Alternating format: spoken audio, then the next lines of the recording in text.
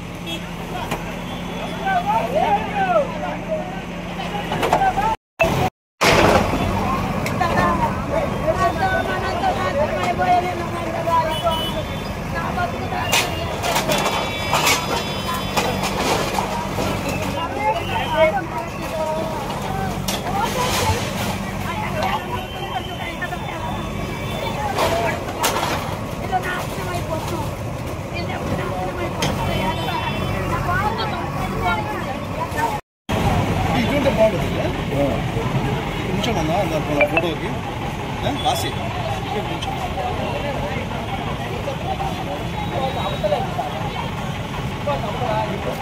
ఆశీలు కడుతున్నారు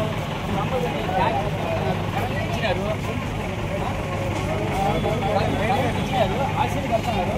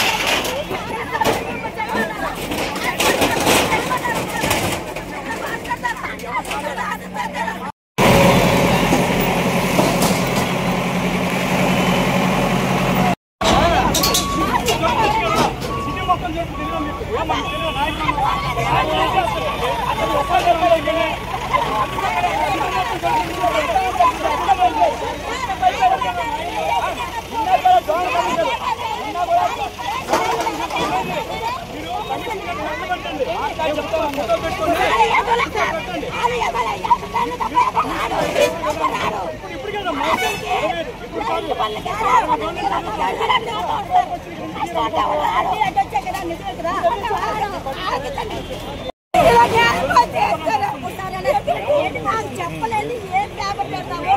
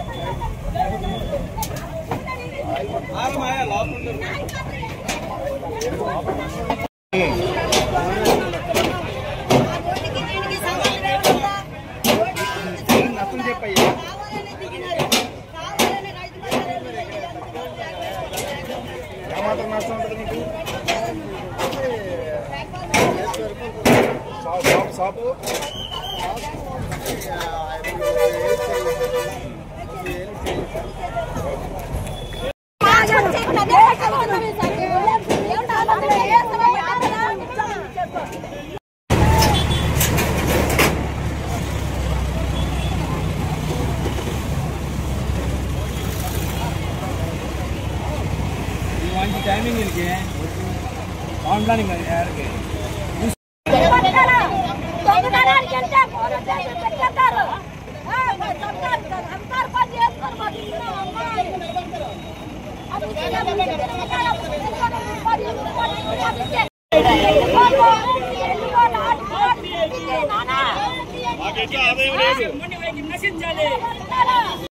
షాపులు తీసేస్తే మా పిల్లలు మా భవిష్యత్తు ఫైనాన్షియలే కట్టుకుంటామా అద్దెలే కట్టుకుంటామా లేకపోతే బతుకుతులు బతుకుతామా ఇంటి ఏడు చేయగలం మనము మొన్న అత్తమాన మాకు ఇబ్బంది పెడితే మాకు ఎలా ఏం మా పరిస్థితి ఏంటి మా అసలు మేము ఎలా బతకాలన్నది మొన్న ధర్నా చేసాము అన్ని చేసాము అయినా మాకు ఇబ్బంది పెడేస్తున్నారు మాకు ప్లేసులు చూపించి మా షాపు మాకు వెళ్ళిపోమని చెప్పండి ఇన్ని సంవత్సరాలు బట్టి మేము నివాసం ఉన్నాం కదా మేము ఇప్పుడు మా పిల్లల పరిస్థితి ఏంటి మా పరిస్థితి ఏంటి మాకు ఇల్లు లేదు వాకిలు లేవు ఏమీ లేవు ఎలా బతకాలి మేము అనుకోండి పోలీస్ స్టేషన్ కూడా చాలా చిన్నదండి అప్పుడు ఈ రైతు బజార్ ఇక్కడ రోడ్లు ఏమీ లేవు అలాంటప్పుడు ఇలా రోడ్లు వచ్చిన తర్వాత పూర్తిగా వెనక్కు